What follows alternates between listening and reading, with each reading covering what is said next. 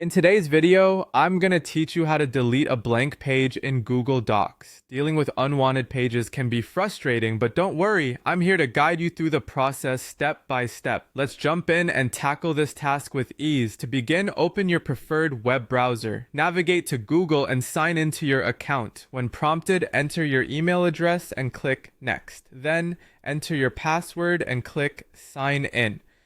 Once you've successfully logged in, direct your attention to the upper right corner of the Google homepage. There, you'll find a small grid composed of 9 dots, widely known as the Google Apps menu. Give it a click, and from the drop-down options, select Google Docs. After entering Google Docs, locate the document that contains the pesky blank page. Click on it to open the file. Now, it's time to hunt down that blank page. Scroll through your document carefully. These blank pages often like to hide at the end of your document or sneak between paragraphs. Finding it will bring us one step closer to resolving the issue.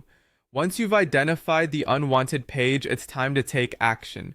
Place your cursor at the very bottom of the page that's just above the blank one. This positioning ensures that when you remove content, the page will disappear. Now, if you're using a Windows computer, press the backspace key repeatedly until the blank page is no more. Mac users will need to use the delete key to achieve the same effect. You might need to press the key a few times depending on how much space is sitting on the blank page. After you finish this, it's important to verify success. Scroll through your document one more time, ensuring that the blank page has indeed been vanquished. And there you have it. You've successfully eliminated that pesky blank page from your Google Doc.